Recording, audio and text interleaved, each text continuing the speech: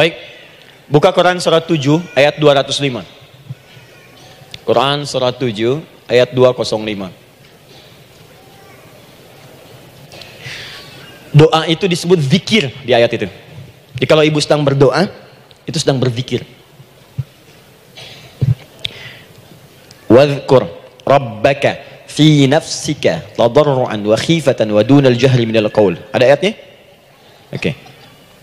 Pakai Rabb lagi kan? Wadhkur rabbaka. Kalau engkau punya masalah, kata Allah, sekecil apapun, di rumah tangga kah, di kantor kah, kehidupan sosial kah, kata Allah, ayah sebut, minta kepada Allah, berdoa. Doa disebut dengan zikir. Zikir itu semua kegiatan yang membuat kita ingat Allah. Zikir. Baca Quran, zikir. Dalilnya Quran surah ke-15 ayat 9. Inna nahnu nazzalna dzikra. Kami turunkan Al-Quran sebagai zikir. Menghafal Quran, zikir. Quran surah 54 ayat 17, ayat 22, ayat 32, ayat 40. Walaqad yassarnal Qur'ana lidzikri. Kami akan mudahkan Al-Quran untuk diingat, dihafalkan. Zikir, sebagai zikir kepada Allah. Ibu selepas sholat baca subhanallah, alhamdulillah, Allahu akbar, zikir. Quran surah keempat ayat 103. Fa idza qadaitumus salata fadhkurullah. Maka jika Anda telah tuntas mengerjakan sholat, segera berzikir kepada Allah. Sholat sendiri zikir. Quran surah ke-20 ayat ke-14. Innani anallahu la ilaha illa ana fa'budni wa aqimis salata lidzikri. Saya Allah, kata Allah. Tidak ada Tuhan selain saya. Sembah saya. Bagaimana menyembah Allah? Tunaikan salat sebagai zikir kepada Allah. Zikir. Di zikir semua amalan yang mendekatkan kita dengan Allah. Doa itu satu dari bagian zikir. Tapi tahukah ibu fungsi zikir yang paling utama itu apa? Quran surah 13 ayat ke-28. Ala bidzikrillahi tatmainnul qulub. Yakinkan pada dirimu, kalau zikirmu benar kepada Allah, maka dia akan berdampak kepada hati menjadi lebih tenang. Zikir itu manfaat pertamanya membuat hati tenang, Bu. Tadi saya contohkan. Baca Al-Quran zikir kan? Jadi kalau ibu sedang tidak tenang, sedang gelisah, ada masalah, daripada mengeluh sana sini, wudu, Bu, wudu. Ambil mushaf, baca. Saat baca itu mungkin solusi belum datang, tapi hati itu lebih tenang. Kaitan dengan bahasan kita, doa, minta. Doa. Jadi kalau orang punya masalah itu, kalau berdoa, walaupun solusinya belum datang, walaupun kemudian jawabannya belum tiba, minimal hati ibu itu tenang. Ini dia. Kan surah 13 ayat 28. Rumus ini pakai. Gunakan dalam hidup. Karena yang tahu kehidupan kita itu Allah yang menciptakan kita. Yang tahu pesawat, yang bikin pesawat. Yang tahu handphone, yang bikin handphone. Yang tahu mikrofon, yang bikin mic-nya. Yang tahu kita, yang menciptakan kita. Ikutilah petunjuk Allah yang menciptakan kita, maka akan langsung terasa manfaatnya. Ibu tidak percaya, silahkan lakukan. Rasakan bedanya, bedakan rasanya, dan pasti akan terasa bedanya. Akan lain. Tuh. Doa. Tapi ingat, yang paling penting kata Allah, doa itu bukan sekedar penting permohonannya, tapi menunjukkan status kita sebagai hamba di hadapan Allah Subhanahu wa taala. Jadi kalau ada orang selama hidup tidak pernah berdoa, artinya dia mengingkari status dia sebagai hamba di hadapan Allah Subhanahu wa taala. Mau menyejajarkan diri dengan Tuhan. Kan yang tidak pernah meminta itu Tuhan. Allah yang memberikan. Kalau manusia beda, pasti minta. Artinya kalau ada manusia nggak pernah minta, seakan-akan bahasa halusnya, kamu ini ngaku jadi Tuhan. Saya tempatkan kau di neraka jahanam yang paling bawah. Jahanam itu, Bu, belum masuk saja sudah terasa. Terasa. Buka ibu Quran surah misalnya ke-40 Ghafir tuh. Ya, ayat 45 sampai dengan 47-nya. Sebelumnya lagi lihat Quran surah ke-8 ayat ke-50. Itu penghuni neraka, Bu, yang bukan jahanam saja. Penghuni neraka itu kalau mau meninggal itu dipukulin dulu malaikat. Depan belakangnya. Ayo, kamu keluar. Lama amat keluarnya rohnya katanya. Takut karena nggak punya bekal. Kan maaf ya, kaidah mengatakan orang nggak punya bekal itu takut pulang, apalagi orang merasa salah. Anak ibu berbuat kesalahan, mau pulang takut kan? Takut. Jadi kalau ada anak takut pulang, salah dia. Salah. Kemana anak nggak pulang-pulang? Pasti ada yang salah karena nggak berani pulang. Jangankan salah, nggak punya bekal saja, malu pulang. Lihat ibu waktu Ramadan usai, mau mudik, Idul Fitri. Kan pada mudik kan? Kenapa mau mudik dan senang mudik? Karena punya bekal, Bu. Dikumpul-kumpulkan tuh selama 11 bulan. Untuk 1 bulan saja. Itu pun paling berapa hari? Kumpulin. Terus telepon keluarga, insya Allah aku pulang hari ini. Wah, senang semuanya. Padahal mudiknya cuma pakai motor, Bu. Motornya bebek, bekalnya singa. Serius saya, motor bebek bekal singa. Ada kardus belakangnya, tulisin. Terus tambah pelepah pisang buat begini. Belakangnya ditulisin, aku pulang sayang. Jalan, mudik. Terus yang di rumah kan senang nerimanya. Kenapa? Karena ada yang pulang dan bawa bekal. Saya pernah tanya pada seseorang, kenapa anda nggak mudik? Nggak ada bekal Ustadz, nggak ada bekal, malu pulang. Kebayang nggak saat pulang menghadap Allah nggak punya bekal? Malu pulang, apalagi punya banyak salah, jadi nggak mau keluar rohnya. Malaikatnya geram, dipukulin sama malaikat, pukul depannya, pukul belakang. Kamu ini cepat keluar, cepat keluar, cepat keluar. Keluar. Malu pulang. Tapi kalau punya bekal enak. Dan yang nyambut langsung malaikat. Bahkan nanti ada satu amalan saat dikerjakan, itu orang ini sudah masuk surga, tapi semua malaikat di semua pintu surga yang 8 itu datang mengunjungi dia mengucapkan selamat. Itu ada di Quran surah 13 ayat 24. Salamun alaikum bima sabartum fa ni'ma uqbaddar. Selamat ya saat di dunia sabar mencari bekal, dan ini bekal terbaik yang kamu dapatkan, silahkan nikmati surga yang kamu rindukan itu. Ini nikmat-nikmatnya tempat yang pernah nanti kamu kunjungi. Dan tinggal abadi di situ. Yang nyambut malaikat. Bayangkan semua malaikat, Bu. Semua malaikat dari pintu surga datang nyambut dia. Wah, Masya Allah, ada malaikat Jibril, Israfil, malaikat maut. Maaf ya, dicabut kemarin. Biasa, selamat. Dunia aja kalau ada yang nyambut senang kan? Rumah dicet, datang, sambut depan rumah, semua hidangan ada. Oh, Masya Allah. Bahkan yang tidak ada jadi ada. Luarnya kongguan, dalamnya rangginang gitu kan. Wah, muncul semua. Paham ya? Ah, jadi ini bagian pertama. Jadi kita katakan kenapa manusia mesti berdoa? Jawabannya karena manusia itu hamba. Dan doa itu adalah fitrah, bagian dari kehidupan. Kenapa manusia mesti berdoa? Karena ada komitmen dari Allah. Setiap dia mendapatkan sebuah persoalan, maka Allah akan jawab dan berikan jawaban dari semua persoalannya. Jalan mendapatkan jawaban itu adalah doa. Kenapa manusia mesti berdoa? Karena dia butuh dengan Allah. Dan puncaknya, kenapa dia mesti berdoa? Karena Allah ingin membahagiakan kehidupan dunianya sebelum sampai keabadiannya di akhirat. Jadi ketika kita berdoa, sebetulnya kebaikan untuk kita, karena Allah ingin kita bahagia, ingin mudah hidupnya. Jadi kalau ada orang nggak berdoa, sesungguhnya dia sedang menyulitkan diri sendiri dalam kehidupan dunianya sampai ke akhiratnya. Jelas sampai di sini? Masya Allah, alhamdulillah. Baik, kalau sudah paham, saya hapus ini, kita masuk bagian yang kedua. Hapus lagi. Sab Muslimah edisi ke-15. 15 kali datang sendiri, ngulangin sendiri, nulis sendiri, ngapus sendiri. Masya Allah. Tinggal lihat, catat, masuk surga. Masya Allah. Alhamdulillah. Baik. Baik. Sudah? Alhamdulillah. Saya ingin setiap pembahasan kita dipahami ya. Saya tidak menyukai kalau datang melihat tapi nggak paham gitu. Ya, dengar tapi nggak paham. Saya tidak ingin satupun keluar dari sini kecuali paham. Ya. Ibu paham? Paham Ustaz. Pada pamit ya, silahkan. Apa yang ibu pahami? Doa. Ya. Dah. Nah, sekarang masuk bagian kedua.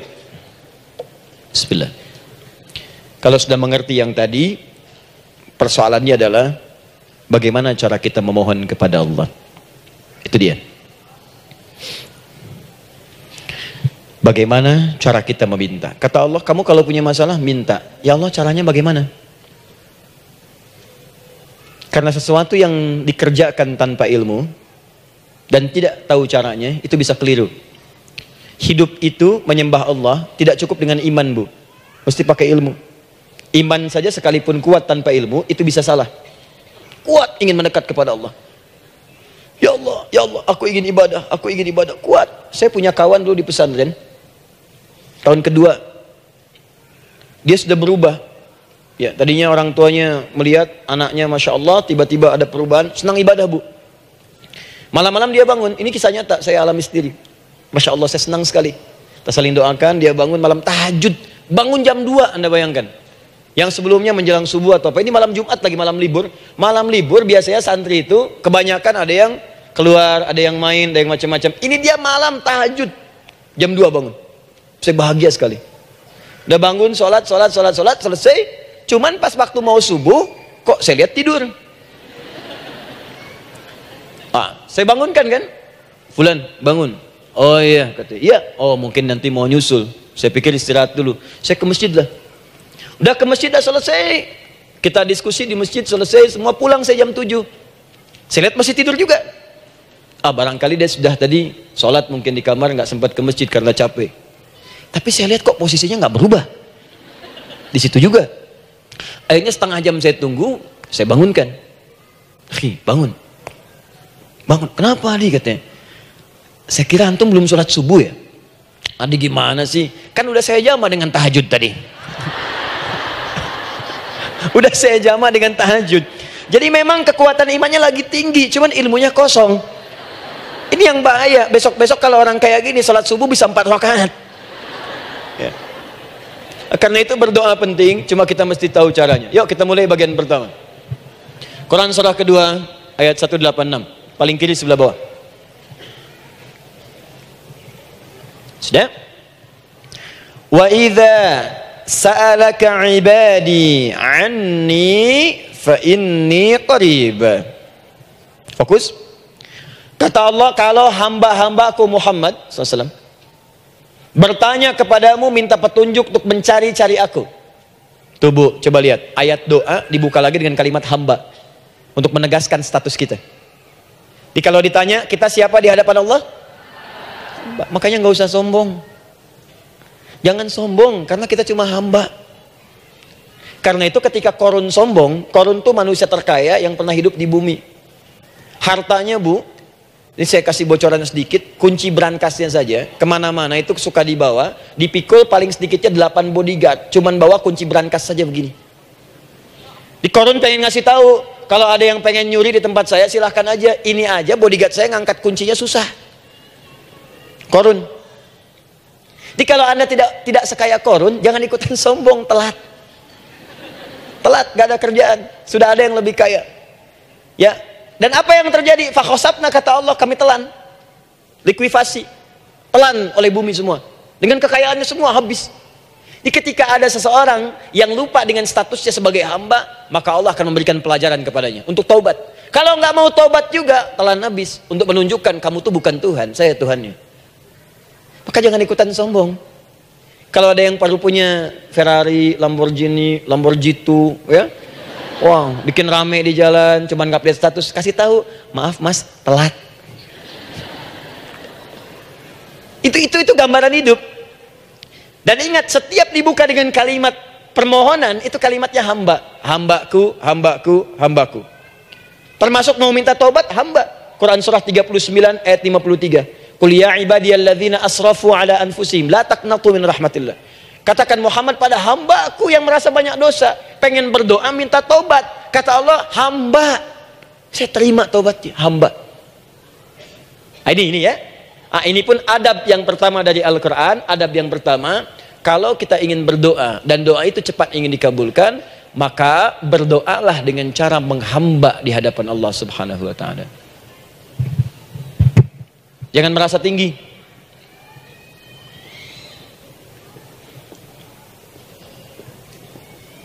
Saya turunkan caranya. Bagaimana cara menghamba itu dengan cara yang baik? Fokus. Wa idza sa'alaka 'ibadi 'anni, Muhammad SAW, jika ada hamba-hambaku bertanya padamu tentangku, ingin mencari-cari aku. Masya Allah, Ibu maaf ya, biasanya kan kalau orang mencari Allah, ingin mendekat kepada Allah, Entah itu datang ke masjid, bangun malam, biasanya motifnya cuma dua. Satu, ada kebutuhan, pengen berdoa, terus dekat sama Allah. Besok mau arisan, malamnya tahajud. Anak mau ujian, baru puasa, kan? Suami ada proyek, nah, baru baca Quran, kan? Terus itu biasa itu, biasa. Jadi fitrah, Bu.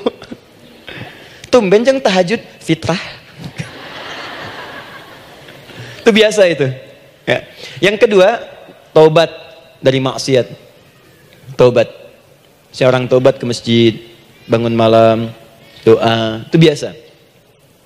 Jadi kalau ada seperti itu tandanya kita hamba normal manusia. Fa inni qarib, kata Allah, katakan Muhammad SAW, katakan kepadanya, janganlah mencari, aku dekat. Dekat, jangan mencari, aku dekat.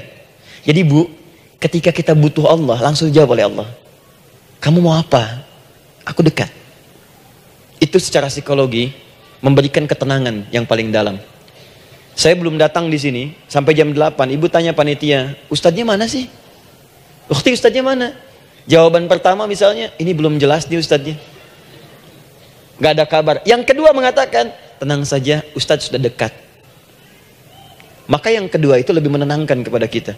Ketika ibu mencari, ya Allah, saya sedang ada masalah, langsung dijawab oleh Allah, tenang, aku dekat denganmu, mau minta apa? Itu Bu, jadi kalau ibu sedang punya persoalan, psikologi Al-Quran mengatakan, langsung rasakan Allah itu bersama kita, dekat, menunggu kita mau minta apa.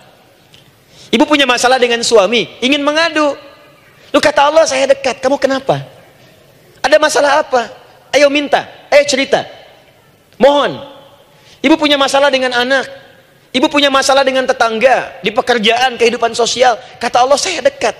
Nah, perasaan itu hadirkan dalam jiwa kita. Ini sekarang jarang didapatkan. Jadi kalau ada masalah itu, hal pertama yang dilakukan itu belum ingat Allah, itu masalahnya. Di kebanyakan manusia itu kalau punya masalah, selalu ingin yang pertama itu solusinya. Bukan Allahnya. Kan pemilik solusinya Allah. Jadi kalau kita ingat pada yang memiliki, maka apapun yang kita minta akan diberikan. Bahkan ada orang yang saking ingatnya dengan Allah, sebelum minta sudah dikabulkan. Itu yang dahsyat. Nah, sekarang setelah kita paham tentang kedekatan ini, kemudian kita praktekkan. Jadi Bu, ya maaf ya, ketika ibu punya masalah apapun, yang pertama diingat Allah. Allah, Engkau telah berjanji, Engkau pasti akan tepati. Ya Allah, sekarang aku ada persoalan. Nah, sekarang teruskan ayatnya. Ujibu da'watad da'i idza da'an. Ujiba.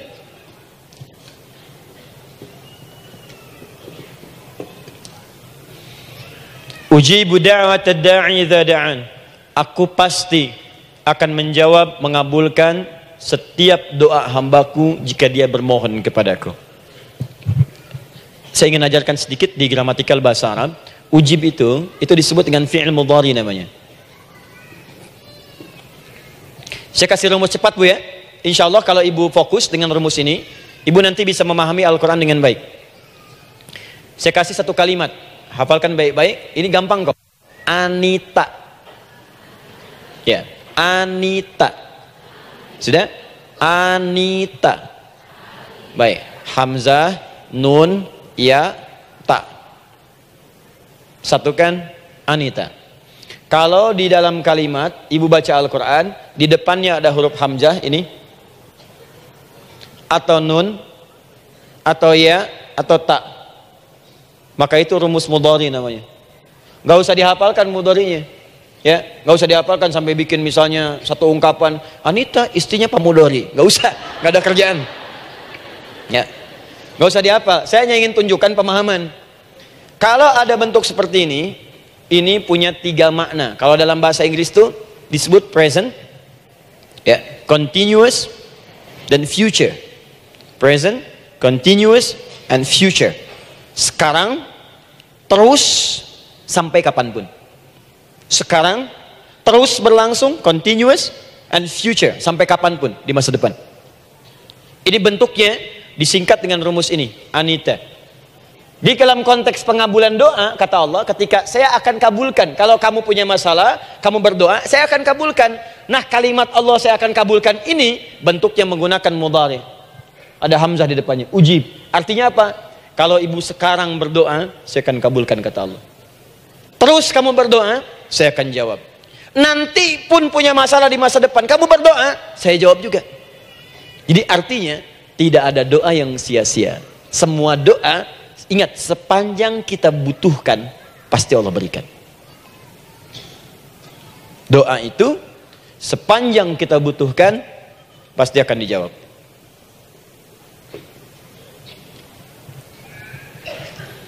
Nanti kapan dijawabnya, seperti apa jawabannya, nanti bagian ketiga. Kadang-kadang minta sekarang, dijawabnya nanti. Minta sekarang, dijawab sekarang. Ada yang mintanya A, dijawabnya B. Itu yang paling dahsyat. Ya. Jadi kalau saya tanya, kalau kita berdoa, dijawab tidak oleh Allah? Ya. Itu janji Allah. Setiap orang berdoa, pasti dijawab. Nah, hanya persoalannya, seperti apa doa yang cepat dijawab itu? Apakah semua doa langsung dijawab seketika? Akankah mendapat jaminan langsung dijawab? Ternyata kalimat dijawab ini diikat dengan syarat ketentuan berlaku. Apa di antara syarat dan ketentuannya ini? Teruskan ayatnya. Falyastajibuli. Syarat pertama. Kalau doamu ingin cepat aku jawab, falyastajibuli. Maka engkau pun harus cepat merespon setiap seruanku. Jawab seruanku dengan cepat. Doa ingin dijawab oleh Allah, maka kata Allah, kamu pun harus menjawab setiap seruanku. Jawab seruan Allah.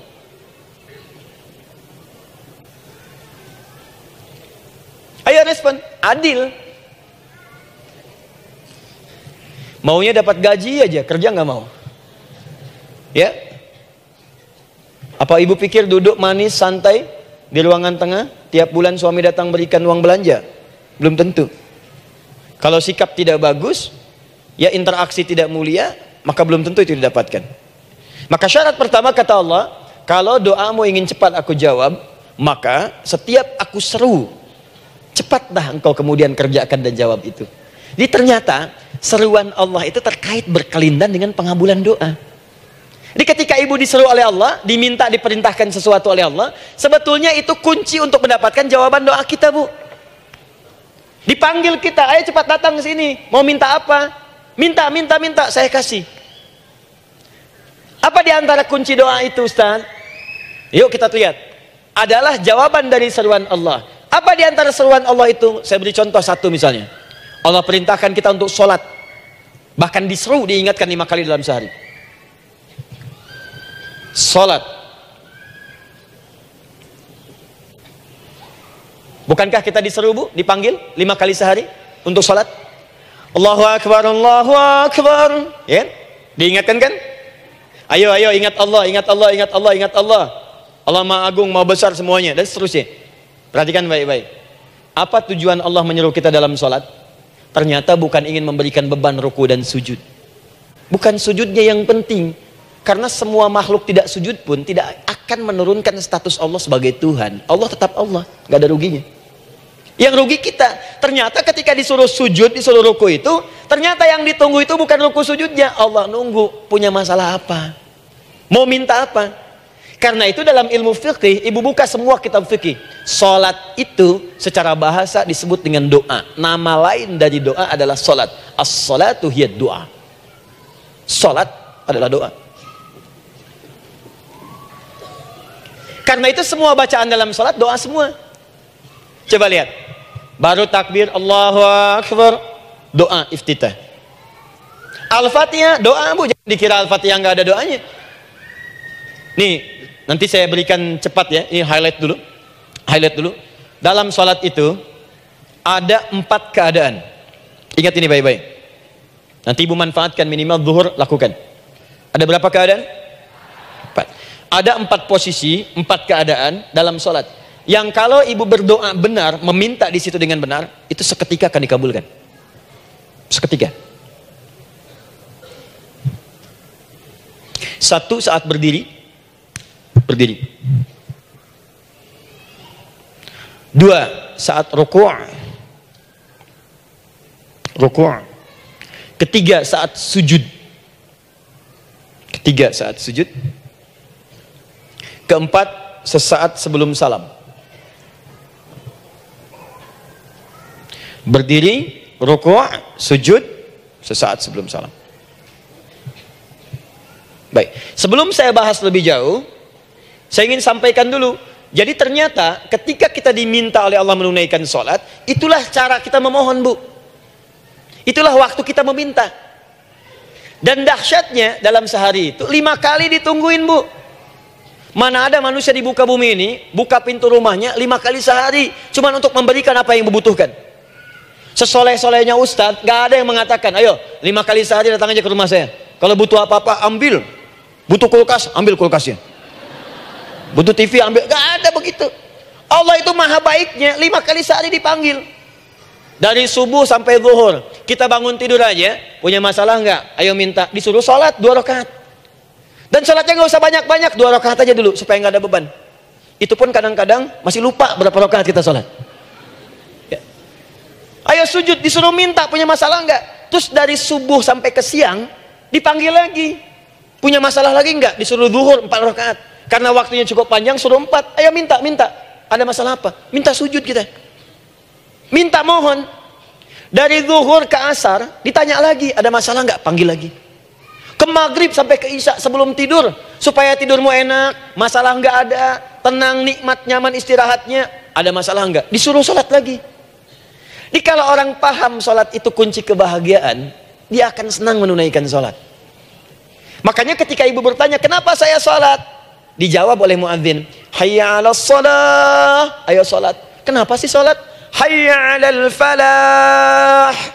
Yuk bahagia. Ayo tenang. Yuk dapatkan apa yang kamu inginkan. Falah. Jadi kalau orang paham salat itu menyelesaikan persoalan, tentu orang akan berbondong-bondong semangat untuk menunaikan salat.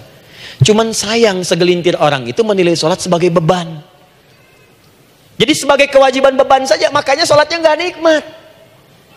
Karak tadi duhur, ayeuna asar deui. Tuh. Ya bagaimana doanya bisa dijawab? Anda datang pada orang, tapi datangnya dengan marah-marah. Datangnya dengan mencelanya. Ya bagaimana dia bisa memberikan kebutuhan Anda? Anda datang pada Allah dengan niat yang tidak ikhlas. Setelah itu kemudian menggunjingkannya, bagaimana bisa dijawab? Tuntutan tinggi.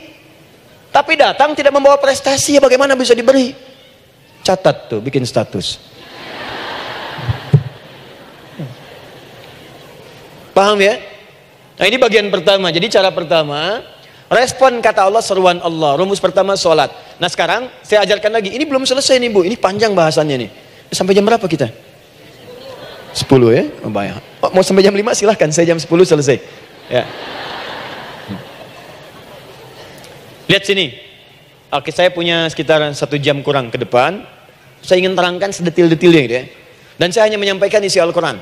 Quran, hadis, Quran, hadis. Sekarang gini, Ustadz saya sekarang paham, sholat berarti kunci untuk menyelesaikan masalah. Di sholat saya akan memohon.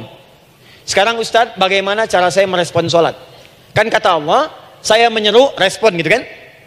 Kita dipanggil sholat nih, Allahu Akbar, dipanggil. Bagaimana cara meresponnya? Sebelum minta. Awas, ibu ingin datang mengajukan proposal. Datang kepada wali kota, datang kepada gubernur, datang kepada presiden, datang kepada menteri sebelumnya. Bukankah ibu mempersiapkan diri? Penampilan ditata, proposal dibagus-bagusin gitu kan? Yang paling hebat itu kadang-kadang malam-malam latihan depan cermin. Bapak wali kota yang saya hormati, lihat semuanya tuh. Dan yang paling luar biasa, maaf ya, janjian jam 7 dengan Pak Wali Kota, datang jam 6 ke Balai Kota. Sekarang ibu punya janji dengan Allah. Janji itu sudah diketahui sebelum pertemuannya. Kalau tidak percaya, 5 waktu ini ibu sudah hafal Bu.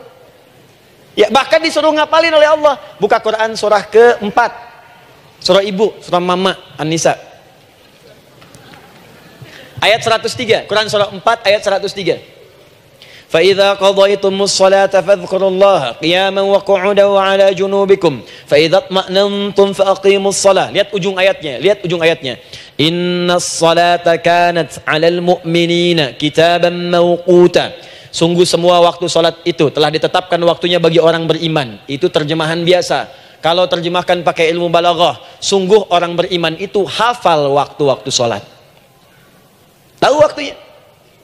Apalagi kalau di waktu itu ibu punya kepentingan, pasti hafal. Kalau ibu benar memprioritaskan sholat dan menilai sholat sebagai solusi hidup, menilai sholat sebagai kebutuhan, ibu pasti akan hafalkan itu, Bu.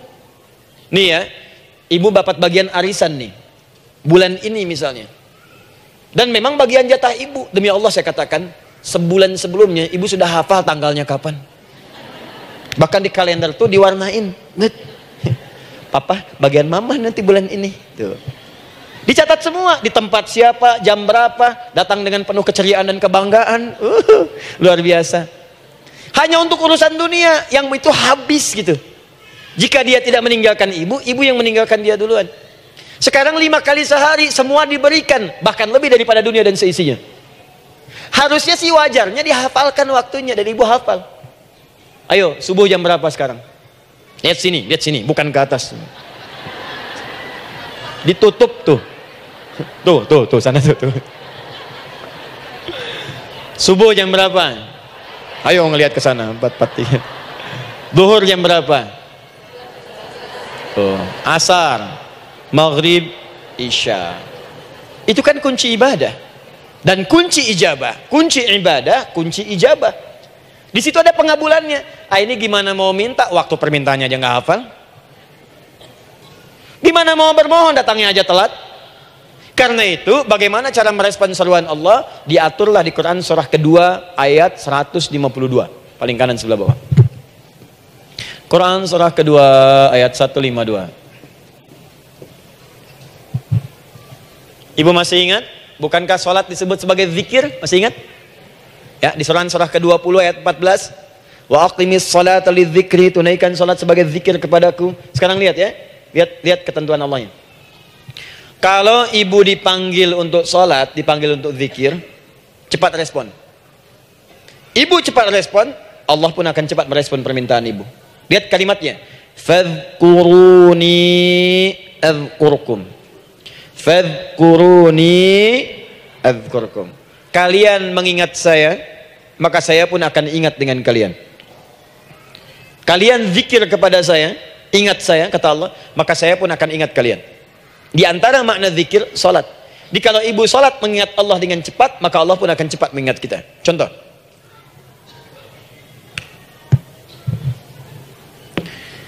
Saya ambil waktu subuh misalnya. Di Bandung 4-3-3.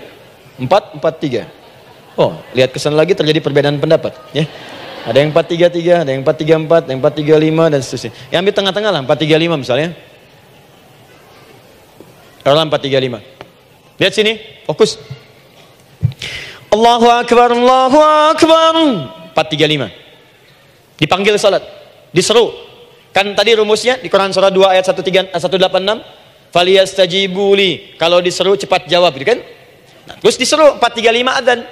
Allahu Akbar, Allahu Akbar. Begitu diseru, ibu langsung datang. Ya Allah, sudah adzan, seruan nih, saya siap-siap, saya ingin minta sesuatu. Nah, orang yang datang saat dia diseru Allah, dia pun datang kemudian untuk menyerunya, maka Allah pun akan menjawab apa yang ia mohonkan saat ia bermohon kepadanya. Perhatikan, dipanggil oleh Allah lewat suara muadzin, Allahu Akbar, dia merespon cepat, siap salat. Maka dia pun ketika memanggil Allah, seketika Allah pun akan jawab padanya. Sesuai dengan kadar responnya. Dipanggil saat itu, dia menjawab. Maka Allah pun akan ingat kepadanya hanya saat dia memanggil saja. Di saat panggil, diingat. Panggil, diingat. Jelas? Ini yang hebat. Dipanggil 4-3-5. Allahu Akbar, Allahu Akbar. Dia sudah ingat dari sejak jam 3:45. Dia bangun jam 3. Bisa. Padahal belum dipanggil. Datang. Bahkan Masya Allah, melakukan warming up dulu. Tahajud. Istighfar. Baca Al-Quran sebelum dipanggil. Masya Allah, Bu. Ibu mau datang misalnya ke istana. Janjian jam 7, datang jam 6. Di situ ibu kerjakan yang baik-baik dulu.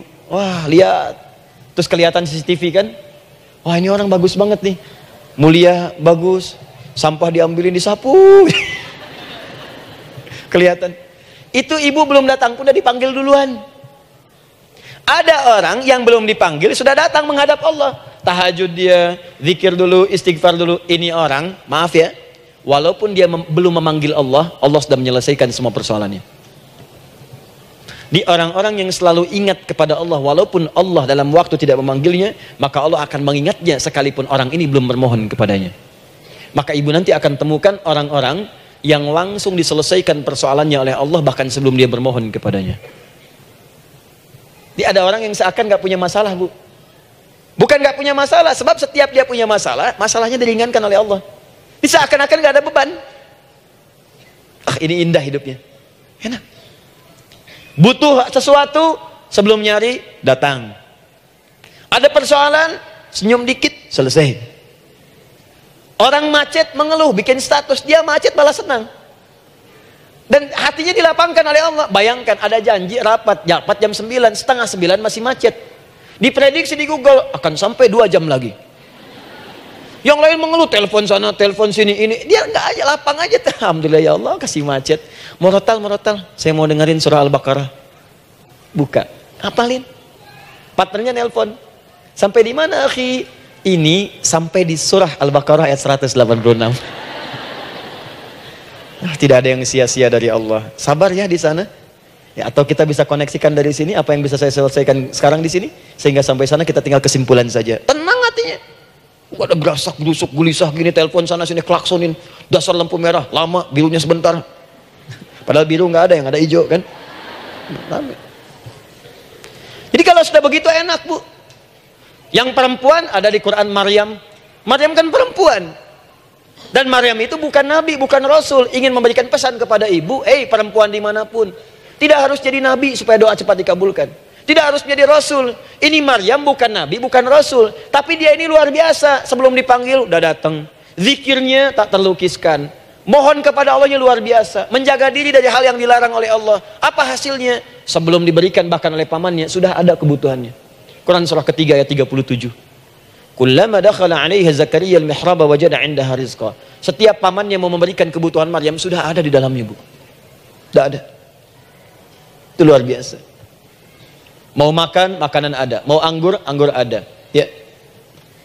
Wah, itu luar biasa, Bu. Jadi bermohon bahkan sebelum waktunya.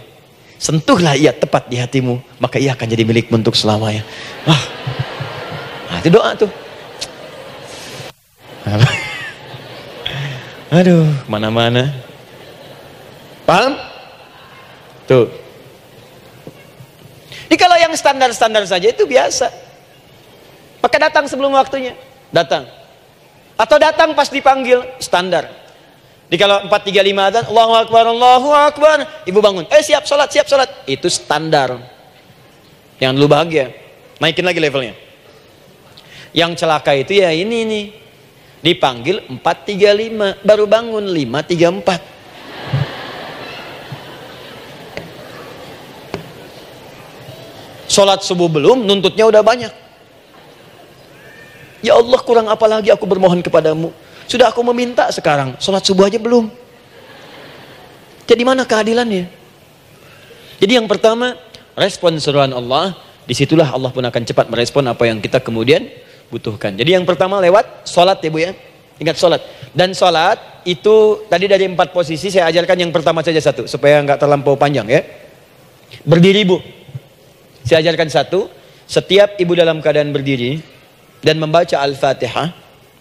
Pada kalimat Iyyaka na'budu wa iyyaka nasta'in. Ingat pada kalimat Iyyaka na'budu wa iyyaka nasta'in.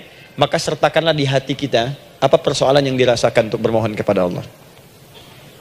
Saya ajarkan cepat. Kalau ibu mau belajar lebih detail, ikuti kajian kami di fikih solat, sifat solat Nabi SAW. Nanti saya terangkan semua dalilnya, insya Allah sepanjang yang saya ketahui.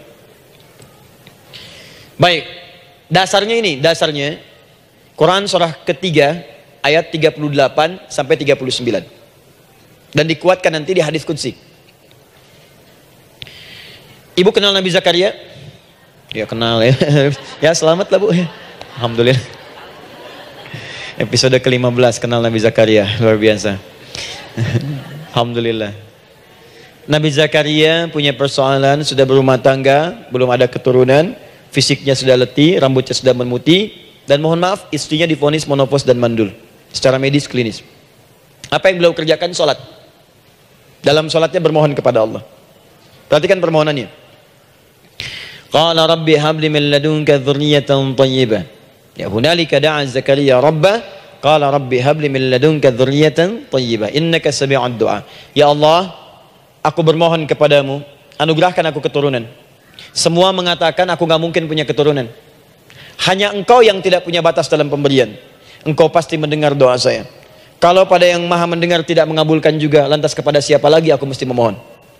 Doa ini dipanjatkan oleh beliau dalam keadaan sholat. Sedang berdiri dalam sholatnya. Jadi ibu maaf ya, tolong jangan salah berpikir. Semua nabi dan rasul, orang soleh sebelumnya itu sholat. Cuma kita lebih sempurna gerakan dan jumlahnya. Sempurna. Orang dulu sholat. Nabi Musa sholat.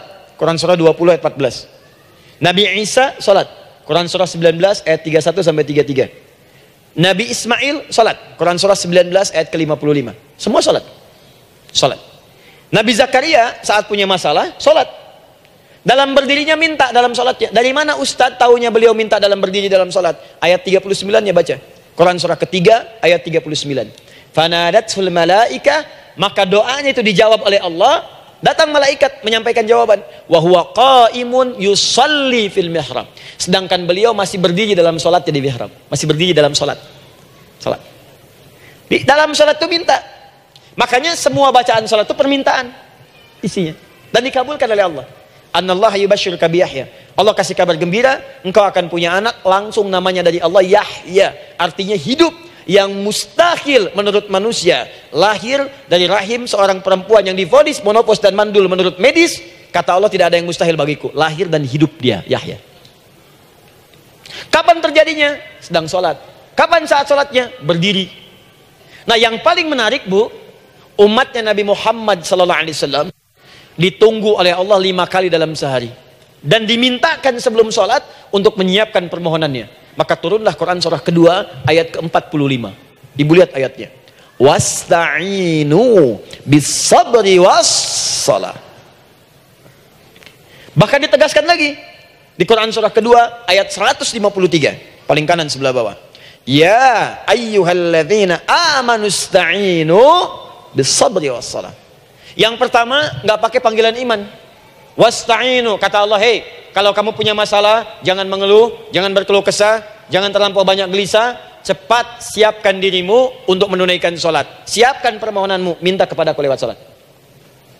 Kalau belum yakin, disebutkan imannya. Ya ayyuhalladzina amanu, hei orang-orang yang masih merasa punya iman, katanya punya iman. Jadi kalau ibu nggak mau minta lewat sholat, dipertanyakan imannya. Kamu punya iman nggak? Kata Allah, yakin nggak dengan saya? Kalau punya masalah jangan mengeluh. Datang pada saya minta lewat sholat, saya panggil sholat minta. Kalau masih merasa punya iman, tuh, iman kita tuh dipertaruhkan di situ. Nah sekarang saya berikan rumus bahasanya. Allah memanggil kita dengan bentuk jama, perintah jama. Wasta'inu, wasta'inu. Itu bentuk perintah. Wasta'inu, bentuk perintah.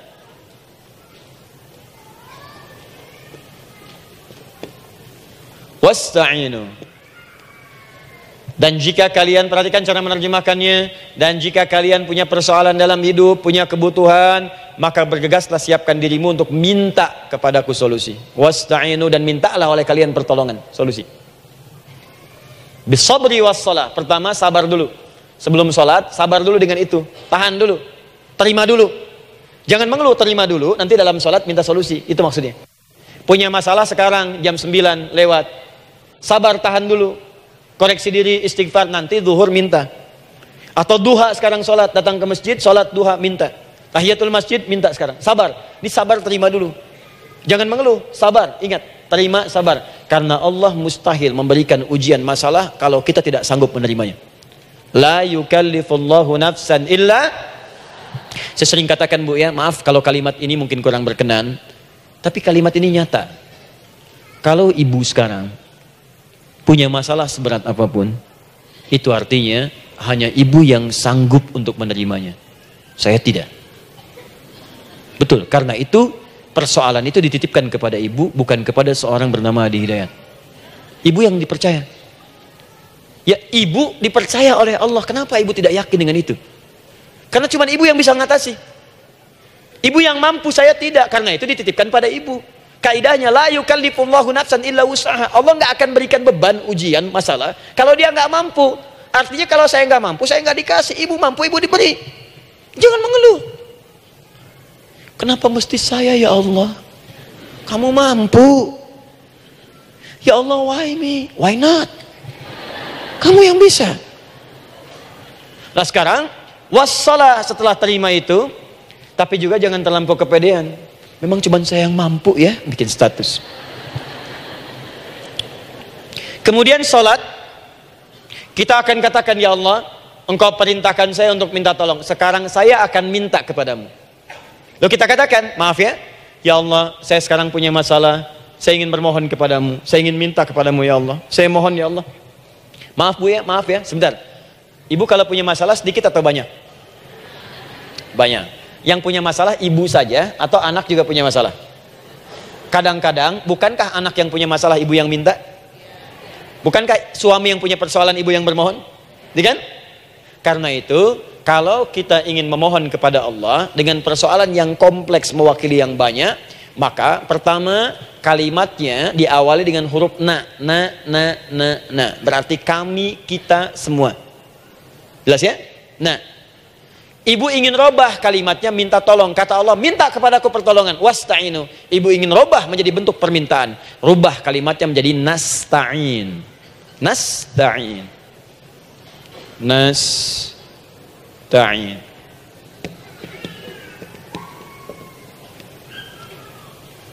Wasta'inu nasta'in. Minta kepada siapa tadi?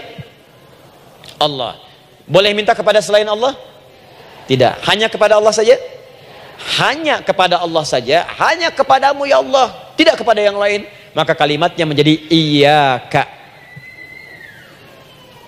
Iyyaka. Hanya kepadamu saja ya Allah. Engkau berjanji, kalau ada masalah minta aku berikan. Sekarang hanya kepadamu saja ya Allah aku bermohon. Maka kalimatnya namanya iyyaka nasta'in. Sekarang saya tanya kepada ibu, apakah dalam sholat ibu membaca kalimat iyyaka nasta'in? Tuh. Saya mau tanya, ibu bacanya saat ruku atau saat sujud? Berdiri. Gak ada orang ruku baca kalimat ini. Allahu Akbar, iyyaka na'budu wa iyyaka nasta'in. Berdiri. Iyyaka na'budu wa sekarang saya bacakan hadis qudsinya tersambung dari Nabi sallallahu alaihi wasallam. Qala Rasulullah sallallahu alaihi wasallam, qala Allah azza wa jalla. Allah langsung yang berfirman lewat hadis qudsi. Perhatikan bahasanya. Qasamtu shalah baini wa baina 'abdi. Saya bagi dalam salat itu dua bagian, antara hak aku dan hak hambaku. Wali 'abdi ma sa'ala. Dan jika benar hambaku menunaikan kewajibannya dengan baik, menjaga hak-hak aku, maka pada saat itu apapun yang dia minta dalam sholat aku akan berikan. Apapun. Kapan itu terjadi? Perhatikan kalimatnya. Idza qala al-'abdu, kalau hamba mulai membaca dalam sholatnya, alhamdulillahi rabbil alamin, alhamdulillahi rabbil alamin, qala Allah azza wa jalla, seketika Allah menjawab, hamadani 'abdi, hambaku sedang memujiku. Ibu ingat baik-baik bu ya, ingat baik-baik. Setiap ibu baca Al-Fatihah dalam sholat itu Allah memperhatikan dan menjawab bacaan ibu. Tadi masih ingat ketika saya katakan wa idza sa'alaka ibadi anni fa inni qarib, Allah itu dekat. Ya. Wa idza qala al-'abdu ar-rahmanir rahim, kalau hamba melanjutkan ar-rahmanir rahim, qala Allah azza wa jalla, Allah langsung menjawab athna alayya 'abdi, hambaku sedang menyanjungku. Wa idza qala al-'abdu maliki yaumiddin, ketika hamba berkata maliki yaumiddin, qala Allah azza wa jalla, Allah menjawab majjadani 'abdi, hambaku sedang mengagungkanku. Sekarang perhatikan kalimat ini.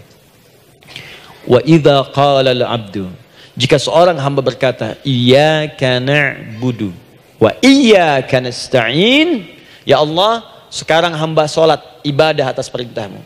Dan hamba minta ya Allah, hamba punya masalah, hamba punya persoalan, dan kau janjikan minta dalam sholat. Qala Allah azza wa jalla, Allah jawab, hadza baini wa baina abdi, inilah perjanjian aku dengan hambaku. Wali abdi, Kalau hambaku benar sholatnya sampai bacaan ini, masalah apapun yang dia minta sekarang aku akan kabulkan. Dalam berdiri. Cuman sayang, kadang-kadang dalam keadaan ini banyak yang tidak minta. Maka caranya saya sampaikan yang pertama, kalau ibu sudah sampai ke bacaan ini, iyyaka na'budu wa iyyaka nasta'in, sertakanlah dalam hati ibu. Gak usah dilafadzkan. Sertakan, ibu punya masalah apa? Atau secara umum minta solusi. Minta. Nabi itu kalau sholat, Nabi SAW kalau sholat, itu kalau baca ayat-ayat Quran, itu seringkali berhenti, Bu. Sering berhenti. Kalau dalam ayat doa, beliau berhenti, mohonkan dengan baik. Kalau ayat-ayat surga, minta supaya umatnya ke surga. Ayat-ayat neraka, mohon supaya umatnya dibebaskan dari neraka. Minta. Kesaksiannya banyak. Hudzaifah al-Yamani pernah sholat di belakang Nabi, begitu. Abdullah bin Mas'ud radhiyallahu ta'ala anhu sholat di belakang Nabi, begitu. Ubay bin Ka'ab radhiyallahu ta'ala anhu sholat di belakang Nabi, begitu. Di kesaksian mereka sama semua. Makanya seringkali itu nggak sadar, enak sholat dengan Nabi itu. Nyaman. Kalau baca ayat surga seakan-akan pengen cepat ke surga. Kalau baca ayat doa berdoa, jadi nggak sadar. Rakaat pertama 100 ayat aja Al-Baqarah. Ya, kadang-kadang lewat ke Ali Imran. Pernah rekornya 5 juz 4 halaman, An-Nisa ayat 176 baru berhenti. Ya walaupun besoknya nggak pada ikutan lagi. Ya, karena merasa ini kapan rukunya gitu, sekarang atau nanti, sekarang atau nanti. Tapi enak. Nah, saya ajarkan satu hal, kalau kita sampai pada bacaan Al-Fatihah tadi, jeda sejenak, Bu, rasakan itu, minta. Minta. Setelah itu Allah ajarkan satu lafaz, kalau lafaz ini benar dibacakan oleh ibu, benar dibacakan, maka seketika doa akan dijawab. Langsung dikabulkan. Apa bacaan itu? Nanti dalam pelajaran selanjutnya kita akan bahas ya, insya Allah. Masih ada waktu? Oh ya, kalau masih kita bahas ya. Masih. Ada sesi mau jawab pertanyaan dulu, diskusi dulu, atau saya teruskan sebentar? Teruskan ya. Baik, kalau kita sampai jam 10, saya jeda sampai ke 9.45. Jadi 15 menitnya kita bisa diskusi ya.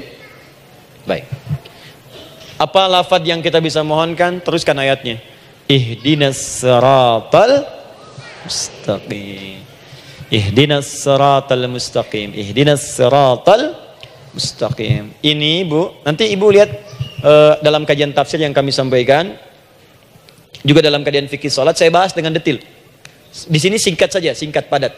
Ihdina itu, ya Allah berikan kami hidayah, berikan kami jalan, berikan kami petunjuk, tunjukkan kami jalan yang lurus. Kalimat ihdina asalnya dari kata hidayah. Hidayah, jamaknya hudan. Ihdina, berikan kami hidayah, berikan kami hudan. Kalau tunjukkan kami jalan yang lurus, itu terjemahan Bu. Terjemahan. Kalau ibu ingin makna tafsir per huruf, per kalimat, bahkan per harokat, itu semua ada maknanya. Karena semua kalimat Quran itu mukjizat. Ihdina dari kata hidayah, hudan, berikan kami hidayah. Hidayah dalam bahasa Arab itu banyak maknanya. Bisa solusi dari semua persoalan. Bisa jalan menuju kemudahan. Bisa kesuksesan. Bisa petunjuk, banyak. Kalau dikumpulkan namanya hudan. Hudan. Makanya Al-Quran disebut hudan, karena di Quran ada semua. Solusi ada, petunjuk ada, kemudahan ada. Dzalikal kitabu la raiba fih hudal. Al-Quran hudan. Syahrul Ramadan alladzi unzila fihi al-Quran hudan linnas. Isi Quran semua hudan. Di situ ada solusi. Di situ ada petunjuk. Di situ ada kemudahan. Kalau kita ingin minta semua itu, kalimatnya dikatakan fi'il amr lit talab, permohonan dalam bentuk kalimat permintaan. Ihdina, berikan kepada kami hudan. Kalau sudah mengatakan ihdina artinya minta solusi, minta kemudahan, minta petunjuk. Jadi ketika ibu mengucapkan kalimat ihdinas siratal mustaqim, itu artinya ya Allah berikan kepada kami solusi dari masalah yang sedang saya hadapi. Berikan petunjuk dari persoalan yang sedang saya jalani.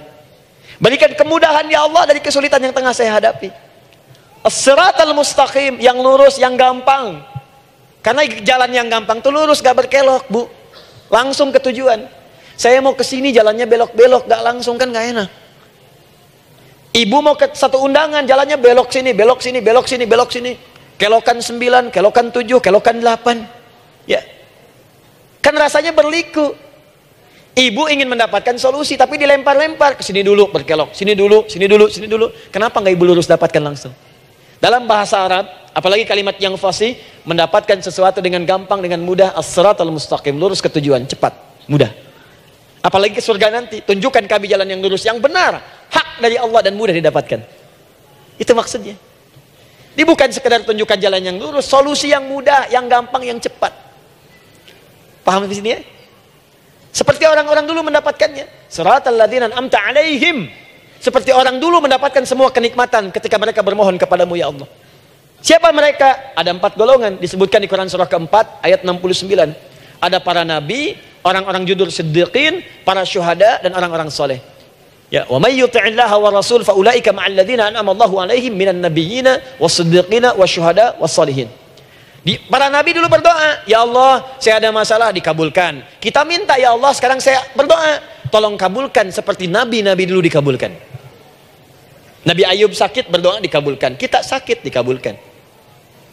Nabi Ibrahim ada ujian, dikabulkan. Nabi Ibrahim punya ujian dengan anak. Kita ada ujian dengan anak, minta dikabulkan. Anak-anak berselisih, ada yang dendam, yang iri. Seperti anaknya Nabi Yakub. Nabi Yakub berdoa, dikabulkan. Kita minta, dikabulkan. Ada syuhada, berdoa, dikabulkan. Kita minta, dikabulkan. Orang saleh berdoa, minta, dikabulkan. Kita minta, dikabulkan. Ya Allah, seperti engkau kabulkan doa orang-orang dulu yang melahirkan nikmat, mohon kabulkan kami yang minta sekarang dan mendapatkan kenikmatan itu. Itu maksudnya. Ya, siratal ladzina an'amta 'alaihim. Siapa an'amta 'alaihim di sini? Ulaikal ladzina an'amallahu 'alaihim. Sama persis kalimatnya. Minan nabiyyina was-siddiqina wasyuhada'i was-sholihin. Ini jangan diartikan sebatas terjemahan. Walaupun di musim haji sekarang itu bisa dipakai. Saya tugas 2010 di Mekah. Ada jemaah kesasar, lupa maktab. Kemudian ingin balik, nggak tahu jalan. Dia ketemu askar. Askar nggak bisa bahasa Indonesia, dia nggak bisa bahasa Arab. Tapi dia hafal Al-Fatihah. Datang kepada askar, dia tunjukkan gelangnya. Pak, ihdinas siratal mustaqim. Tunjukkan saya jalan yang lurus. Bikin gelang. Askar gak bisa bahasa Indonesia. Dikasih bahasa Arab gak paham-paham. Tapi askar ini pun cerdas. Dia tunjuk, dia lihat gelangnya. Oh, maktab sana. Siratal ladzina an'amta 'alaihim ghairil maghdubi 'alaihim waladdallin. Lurus, jangan belok-belok. Kalau belok nanti engkau tersesat atau dicaci maki orang. Maghdub ya dicela orang, dhalin tersesat, kan? Jangan dicela, jangan sesat, lurus. Tapi kalau dalam berdoa dalam sholat minta di hati hadirkan. Jelas ya? Itu posisi pertama. Jadi pertama minta lewat sholat. Yang kedua cepat rajin istighfar, Bu. Saya cepat ya, rajin istighfar. Saya ada 7 menit lagi. Ibu rajin istighfar. Astagfirullah, astagfirullah, astagfirullah, astagfirullah. Itu yang paling singkat. Astaghfirullahaladzim, astaghfirullahaladzim, astaghfirullahaladzim. Itu yang menengah. Astaghfirullahaladzim, alladzi la ilaha illa huwal hayyul qayyum wa natubu ilaihi. Astaghfirullahaladzim, alladzi la ilaha illa huwal hayyul qayyum wa natubu ilaihi. Astaghfirullahaladzim, alladzi la ilaha illa huwal hayyul qayyum wa natubu ilaihi. Itu yang cukup panjang. Ibu rajin istighfar. Orang yang rajin istighfar itu diantara yang disebutkan dalam riwayat-riwayat adalah orang-orang yang cepat dijawab doanya hanya dengan istighfarnya. Jadi dia tuh punya keinginan, dia nggak katakan. Jadi keinginan di benaknya dia, terus dia istighfar. Astagfirullah, astagfirullah, astagfirullah. Itu kalau benar rajin istighfar, seketika dikabulkan. Cepat. Ada seorang yang hidup, ini tukang roti. Di zaman Imam Ahmad bin Hanbal. Saya pernah kisahkan ini di beberapa keadaan. Orang ini itu ahli istighfar. Jadi maaf ya Bu ya, bukan istighfarnya pas ada keperluan aja, bukan. Ada ta'lim Ustaz Adi, sab pertama astagfirullah, astagfirullah, astagfirullah, bukan. Besok ada arisan, astagfirullah, astagfirullah, bukan. Jadi bukan ada keperluan istighfar, bukan. Orang ini membiasa istighfar. Jadi setiap mengerjakan apapun dia istighfar. Mau minum, bismillah, astagfirullah, astagfirullah. Dia setiap buka adonan, astagfirullah, astagfirullah. Nah, satu ketika Imam Ahmad itu nggak tahu kenapa pengen datang ke daerah itu. Ya kalau misalnya ibu tinggal di Cicahem, misalnya kan Imam Ahmad tiba-tiba pengen ke Cicahem aja. Terus karena lelah, mampir ke masjid. Istirahat di dalam masjid. Tiba-tiba kata penjaga masjidnya, DKM-nya, marbotnya, ya Syekh, idhab, pergi, nggak boleh tiduran di sini. Kata Imam Ahmad, saya kan cuma numpang istirahat, nggak boleh keluar. Dan dia nggak tahu kalau itu imam besar. Dan Imam Ahmad itu sudah populer Bu, sangat famous, familiar. Cuman orang kan nggak pernah lihat wajahnya. Dulu kan nggak ada Facebook, Gak ada Instagram, gak ada handphone, gak ada apa-apa. Jadi kalau orang terima Ahmad, ya Ahmad aja kemana-mana. Oh, no, Imam Ahmad, Imam besar, Imam Syafi'i, Imam besar. Tapi nggak pernah lihat. Sekarang kan udah kelihatan. Ya, udah kelihatan. Sekarang banyak. Makanya orang dulu itu senang begitu tahu, dikasih tahu, Nabi aja ke Madinah, Bu. Nggak ada yang tahu kalau itu Nabi Muhammad kalau belum pernah lihat. Karena beliau di bawah, Abu Bakar di atas. Abu Bakar kan naik kan, untanya Nabi. Nabi Muhammad pas di bawah gantian tuh di jalan. Orang mengira yang di atas unta Nabi Muhammad. Padahal Nabi Muhammad yang jalan kaki, nggak kelihatan. Makanya responnya bola ketika tahu Nabi, senang luar biasa. Minta doa, minta ini, minta itu. Orang sekarang tidak, karena sering banyak lihat di TV media sosial, begitu ketemu minta foto. Ini lain kisahnya, nggak tahu dia, pergi keluar. Kata Imam Ahmad, ya sudah, keluar beliau, nggak mau ribut, istirahat di luar, di pelataran. Di sini juga nggak boleh. Lihat kalimatnya, barah, keluar, pergi. Barah itu kasar, Bu. Begitu kemudian di debat lagi, saya cuma di luar. Rawah itu dari kata roh, Bu. Itu paling kasar. Artinya keluar dengan rohnya sekalian. Rohnya pun jangan di sini. Ya. Jadi kalau ibu nanti di Masjidil Haram misalnya kan, ada kalimat itu artinya kesel, Bu, askarnya. Ya. Keluar. Misalnya idza bi anti. Enggak mau, saya mau di sini. Ya. Barwa, pergi. Sampai ke rawah dengan rohnya. Itu artinya ibu disuruh pergi. Ya, bukan jangan mengelak lagi. Rawah. Saya bukan rawah, saya rohayati. Suruh pergi.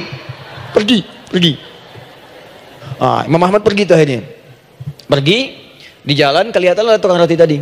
Begitu kelihatan capek lah dipanggil, Syekh, kayaknya lelah istirahat di sini. Dan tukang roti pun nggak tahu kali itu Imam Ahmad. Begitu istirahat, duduk, kelihatan Imam Ahmad setiap buka adonan, astagfirullah. Bikin lagi, astagfirullah. Imam Ahmad tahu faidah itu. Tapi ingin menguji si tukang roti ini, ditanya. Ya akhi, kamu ini kenapa setiap Anda menanam adonan itu, tepung itu, Anda mengucapkan istighfar? Astagfirullah. Perhatikan jawabannya. Wallahi demi Allah, tidak pernah saya beristighfar dalam setiap aktivitas saya, kecuali Allah selalu mengabulkan doa yang saya mohonkan. Di setiap minta, astagfirullah, itu dikabulkan. Cuman satu yang sampai sekarang belum terkabul. Apa itu kata Imam Ahmad? Saya ini selalu bermohon kepada Allah, ya Allah, mohon sebelum saya wafat atau setelah ia wafat, pertemukan saya ya Allah dengan Imam Ahmad bin Hanbal sebelum saya yang wafat atau wafat Imam Ahmad.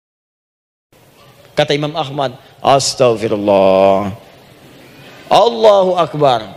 Itu mungkin yang memperjalankan saya kemari. Tiba-tiba pengen ke sini, sampai diusir keluar dari rumah Allah dari masjid, sampai di sini karena istighfar Anda. Sayalah Imam Ahmad bin Hanbal. Astagfirullah. Imam Ahmad ke situ datang. Tolong jangan lakukan pada saya. Salah di hidayat ya Allah. Astagfirullah. Saya jawab lagi dari sana. La haula wala quwata illa billah. Ini istighfar. Nah, kapan istighfar yang baik? Istighfar yang baik dilakukan setelah tahajud sebelum fajar. Saya ulang ya. Setelah tahajud sebelum fajar. Dalilnya Quran surah ke-51 ayat 18. Baca dari ayat 15 sampai 18-nya. Jadi ibu kalau mau seperti itu, rajin tahajud dulu, Bu. Tahajud. Setelah itu biasakan istighfar. Itu latihan dulu, itu baru latihan. Ingat ya, istighfar menjelang fajar di waktu sahar, itu baru latihan. Astagfirullah. Nanti kalau sudah banyak latihan, ibu akan refleks. Mau duduk masuk mobil, astagfirullah. Duduk mau makan, astagfirullah. Ya, kadang-kadang ibu mau ambil handphone, astagfirullah. Itu refleks di lisan kita keluar. Ahli istighfar itu nggak direncanakan keluar di lisannya. Astagfirullah.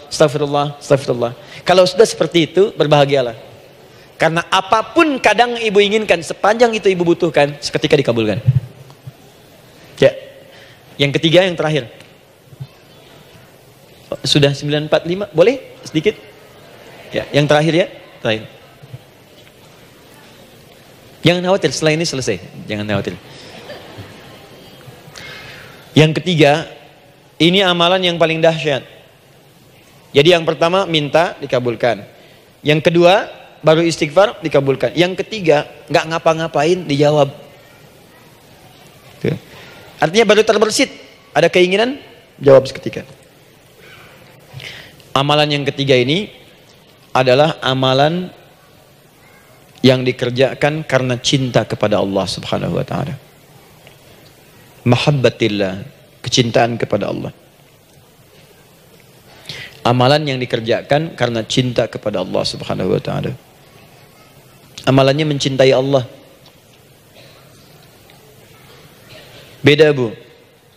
Salat dengan cinta dibandingkan dengan salat karena memenuhi kebutuhan atau kewajiban saja, itu akan lain.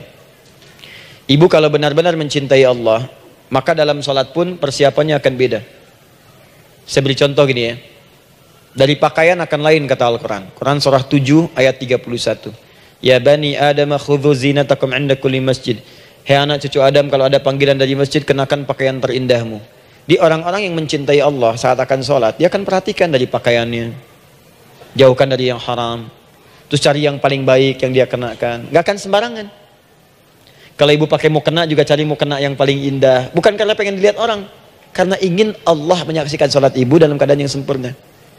Wudu itu hati-hati gitu. Quran surah ke-5 ayat ke-6. Ya ayyuhalladzina amanu idza qumtum ila shalah faghsilu wujuhakum wa aydiyakum ilal marafiq wamsahu bi ru'usikum wa arjulakum ilal ka'bain. Jika ada orang beriman mencintai Allah, mau salat dia mau wudu, wudunya enggak akan sembarangan, Bu. Cuman basuh. Ya, bagian kepala juga harusnya kepala, dia rambut, takut selesai. Sampai ke kaki cuma disodorkan di keran, beres. Itu sih anak kecil juga bisa. Orang ini lain. Dia akan pelan-pelan dilihat secara sempurna. Hati-hati, kerjakan karena Allah, karena ingin baik. Kalau orang sholat hanya kebutuhan saja, maka yang penting dia takbir sampai salam selesai. Tapi ini tidak. Dia akan pelajari bagaimana Nabi mengajarkan sholat yang benar. Bagaimana bacaan saya benar. Dia belajar ngaji supaya benar bacaan Fatihahnya.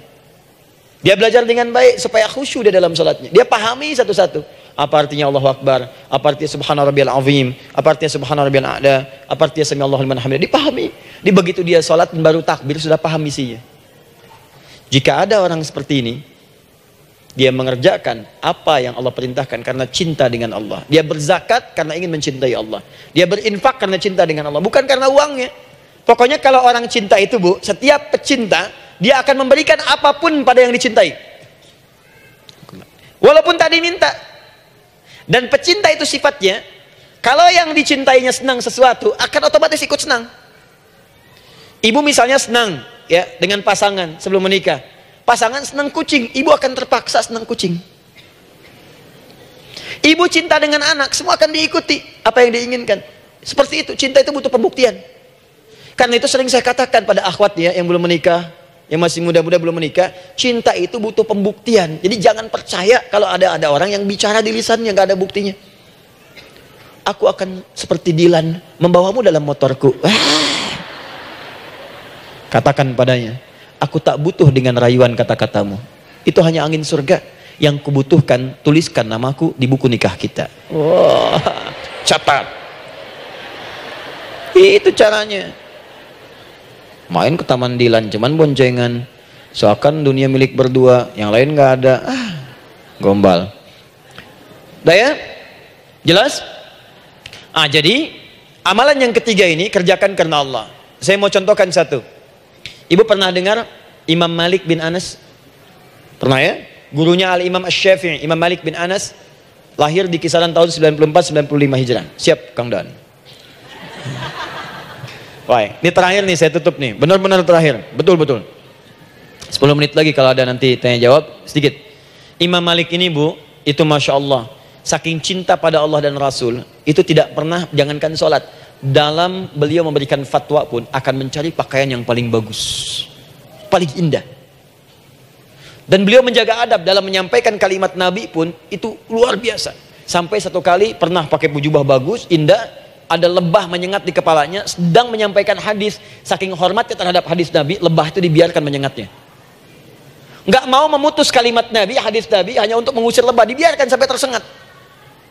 Apa yang Allah berikan kepada beliau? Allahu Akbar. Satu kali singkat berdiskusi dengan muridnya Al-Imam Asy-Syafi'i. Kata Al-Imam Asy-Syafi'i, ya guru, setahu saya rizki itu dicari dulu baru dikasih. Imam Malik lebih tinggi ilmunya pada saat itu. Beliau tahu ada 8 jenis rizki. Ya Syafi'i, ada rizki yang tidak perlu dicari, Allah berikan. Oh, berdebat tuh sampai berpisah. Setelah itu secara singkat Imam Asy-Syafi'i lewat di kebun anggur sedang panen anggur besar. Tiba-tiba tergerak untuk membantu, datang ke situ bantu. Begitu selesai dikasih hadiah anggur banyak, besar-besar, indah, enak, gitu kan? Ketika diberi itu langsung senang beliau. Bukan karena anggurnya, karena merasa pendapatnya benar. Jadi begitu bekerja baru dapat. Dibawalah anggur ini diberikan pada gurunya. Perhatikan adabnya terhadap guru. Jadi kalau ibu adabnya bagus pada guru, keberkahan dapat, ilmunya pun menghunjam di jiwa. Imam Syafi'i nggak merasa benar, tapi memberikan sebuah jawaban dengan adab. Guru, tadi itu ada panen anggur, saya mencoba membantu. Begitu saya bantu dikasih anggur, dikencangkan kalimatnya. Begitu saya bantu dikasih. Dibantu dulu baru dikasih. Kalau saya nggak bantu, saya nggak dikasih. Apa jawab Imam Malik? Imam Malik tersenyum, tertawa. Tabassama dhahika. Masya Allah, Syafi'i bahasa kita. Tadi itu saya keluar mau ngajar, siang-siang terik begini saya kepikiran, ya Allah, kalau makan anggur yang enak-enak, enak banget sekarang ini. Ada anggur sekarang. Tuh. Murid berikhtiar, guru mendapatkan hasil. Setelah itu Asy-Syafi'i naik dan jadi bintang di zamannya, sampai kekinian pun luar biasa, dan mendapatkan barakah gurunya seperti gurunya dapatkan, muridnya pun meraihnya. Itulah 3 cara bagi kita untuk bermohon kepada Allah. Jika ingin dipercepat oleh Allah, bisa lewat salat, bisa lewat istighfar, bisa juga dengan menciptakan amalan-amalan atau mengikuti amalan-amalan yang dicintakan atau ditujukan untuk mencintai Allah Subhanahu wa taala. Ibu bisa paham ini? Baik. Kemudian berdoa. Tapi yang jadi masalah, Ustadz, ketika berdoa kok belum dikabulkan juga. Apa ciri doa dikabulkan? Seperti apa kita tahu doa kita dikabulkan? Itu mungkin kita bahas di episode yang berbeda insyaallah. Alhamdulillahi rabbil alamin, arrahmanir rahim, maliki yaumiddin, iyyaka na'budu wa iyyaka nasta'in, ihdinas siratal mustaqim, siratal ladzina an'amta 'alaihim ghairil maghdubi 'alaihim waladdallin. Allahumma nahmaduka hamdan syakirin, hamdan na'imin, hamdan yuwafi ni'amahu wa yukafi'u mazidah. Ya Rabbana lakal hamdu wa lakal syukru kama yanbaghi li jalali wajhikal karim wa li 'azimi sultanik. Allahumma salli wa sallim barik ala rasulikal karim nabiyyikal amin sayyidina Muhammadin wa ala alihi wa sahbihi wa ummatihi ila yaumiddin. Allahumma rabbana yal ghafur rahim, la tada' lana fi maqamina hadha fi kulli maqamin dhanban illa ghafartah. Duhai Allah, kami bermohon kepadamu, Engkau yang Maha Pengampun, Engkau yang Maha Penghapus segala dosa. Kami mengakui kami berbuat salah, kami mengakui banyak dosa kami kumpulkan, maka kami mohon kepadamu ya Allah, jangan biarkan ada satu orang pun berada di sekitaran majlis ta'lim ini kecuali sebelum ia pulang Engkau telah ampuni segala dosa-dosanya, Engkau telah gugurkan dan hapuskan segala dosa-dosanya. Wala hamman illa farajtah. Ya Allah, jika ada satu orang pun di antara jamaah saat ini yang merasakan kegelisahan dalam hatinya, jangan biarkan dia meninggalkan area majlis ta'lim ini kecuali Engkau telah tenangkan keadaan hatinya. Allahumma wala maridan illa syafaitah. Jika ada di antara kami yang tengah Engkau uji dengan penyakit seberat apapun, maka mohon angkat dan sembuhkan segala penyakitnya. Allahumma wala dainan illa qadaitah. Ya Allah, jika ada di antara kami yang berat hidupnya karena lilitan utang piutang, terjebak riba dan sejenisnya, maka mohon ya Allah dengan keikhlasan amalannya, mohon angkat dan berikan rizki terlimpah kepada yang untuk melunasi utang-utang dan terbebas dari lilitan riba dan semacamnya. Allahumma ya arhamar rahimin, Allahumma tubna ilaika min kullil ma'asi. Ya Allah, kami ingin memperbaiki diri kami. Kami bertobat dari segala maksiat yang pernah kami kerjakan. Allahumma asli ahwalana ma yuqarribuna ila ridhak. Ya Allah, kami bermohon kepadamu, mulai hari ini, mohon bimbing kami untuk memperbaiki diri, supaya kami bisa lebih dekat denganmu ya Allah. Allahumma asli azwajana. Ya Allah, kami mohon sayangi dan perbaiki ya Allah akhlak suami-suami kami. Ya Allah, mohon bimbing suami-suami kami jadi suami yang baik, membimbing keluarga menjadi keluarga yang saleh. Allahumma ya Allah, Allahumma arsyad wa aslih ya Allah azwajana, zawjatina. Ya Allah, demikian dengan istri-istri kami ya Allah. Jadikan mereka perempuan-perempuan yang salihah, bimbing menjadi ibu-ibu yang baik. Allahumma abnana, auladana, dzurriyyatina. Allahumma aslih lahum ya arhamar rahimin liyakunu salihin, liyakunu su'ada fid dunya wal akhirah. Ya Allah, anak-anak kami, cucu-cucu kami khawatir berpisah dengan mereka di akhirat nanti. Kami mohon ya Allah, jika memang ada maksiat yang mereka kerjakan karena dosa-dosa kami mohon ampun ya Allah. Perbaiki anak-anak kami, bimbing cucu-cucu kami ya Allah, jadikan mereka anak-anak saleh, anak-anak yang bisa memberikan mahkota kepada kami di akhirat ya Arhamar Rahimin. Kami malu dengan anak orang lain yang telah hafal Al-Quran. Kami malu dengan anak orang lain yang telah mampu tahajud. Kami malu dengan anak orang lain yang telah bisa membaca Al-Quran dengan baik. Sedangkan anak kami masih sibuk dengan dunia ya Allah. Kami takut bila wafat tidak bisa memberikan petunjuk kepada mereka dengan izin-Mu. Allahumma ya Arhamar Rahimin. Allahumma idza kana hunalika baqiyati ayyamina faj'al baqiyata ayyamina ya Allah hayatan thayyibah. Duhai Allah, kami bermohon kepadamu, jika memang terbentang masa kehidupan bagi kami sampai dengan hari esok, maka mohon jadikan sisa-sisa hidup kami lebih baik daripada hari-hari yang sebelumnya. Wa idza kana hadzal yaum min akhir ayyamina faj'al ya Allah hadzal yaum husnal khatimah. Ya Allah, kami mohon, jika memang hari ini adalah hari terakhir kami hidup dan harus kembali kepadamu untuk wafat, mohon jadikan di hari ini kami husnul khatimah. Allahumma qawwi lisanana ila kulli kalimat at-tauhid la ilaha illallah Muhammadur Rasulullah. Ya Allah, kami mohon, jika kelak kami akan wafat, ringankan lisan kami untuk mengucapkan kalimat tauhid la ilaha illallah Muhammadur Rasulullah. Wa ajib kalimatan biqaulika ya ayyatuhan nafsul mutmainnah irji'i ila rabbika radiyatan mardiyah fadkhuli fi ibadi wadkhuli jannati. Ya Allah, kami mohon kelak nanti dalam sakaratul maut nanti, jika kami bermohon kepadamu dengan kalimat tauhid la ilaha illallah, mohon jawab kalimat kami ya Allah dengan panggilanmu yang indah. Ya ayyatuhan nafsul mutmainnah, hai jiwa yang sudah tenang, irji'i ila rabbika radiyatan mardiyah, hai cepat pulang menghadap kepada Rabbmu. Hai cepat pulang menghadap kepada Rabbmu. Hai cepat pulang menghadap kepada Rabbmu. Aku ridha dengan semua amalmu, engkau pun akan ridha dengan semua pemberianku. Adkhuli fi ibadi wadkhuli jannati. Engkau aku masukkan dalam golongan hambaku, aku siapkan surga untuk menyambutmu. Allahumma ishtaqna bi Rasulillah sallallahu alaihi wasallam. Ya Allah, kami rindu sekali dengan Rasulullah sallallahu alaihi wasallam. Lam na'ish ma'ahu fil hayat wa lam narahu fil manam. Kami belum pernah hidup bersama beliau di dunia, tidak mampu menatapnya di alam mimpi. Maka mohon ya Allah, jangan biarkan kami berpisah dengan Rasulullah di akhirat nanti ya Rabbal Alamin. Jumpakan kami dengan Rasulullah di Taman Firdaus yang paling indah. Allahumma ya Arhamar Rahimin. Allahumma rizqna yusra ya Allah. Likullil hujjaj. Ya Allah, anugerahkan kemudahan, kelapangan kepada para jemaah haji yang berhaji tahun ini ya Arhamar Rahimin. Allahumma taqabbal minhum ya Allah hajjahum, sa'yahum sa'yan mashkura, wa dhanbahum dhanban maghfura, wa tijaratahum tijaratan lan tabur. Ya Allah, jangan sia-siakan pengorbanan fisik mereka, biaya mereka, waktu mereka, tenaga mereka, emosi mereka. Terima haji mereka ya Allah.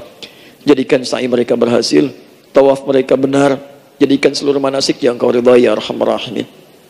Allahumma ya Allah, rizq rizqan hasanan tayyiban liyahujju kullu man lam yahujj ya Arhamar Rahimin. Ya Allah, bagi kawan-kawan kami, kerabat kami, saudara kami, tetangga kami yang belum berhaji, maka anugerahkan kemudahan bagi mereka untuk berhaji ya Allah. Anugerahkan kelapangan untuk berhaji ya Allah. Sekalipun memang tidak terbuka kesempatan itu, maka mohon anugerahkan sifat mabrur kepada kami sekalipun tidak mendapati ibadahnya. Allahumma ya Arhamar Rahimin.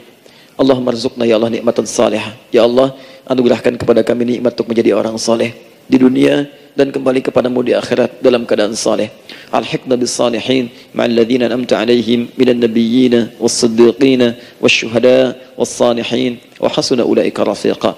Ya Allah, kumpulkan kelak kami di surga dengan para nabi, orang-orang saleh, para syuhada, orang-orang yang benar di hadapanmu. Itulah nikmat terbaik yang mampu kami dapatkan.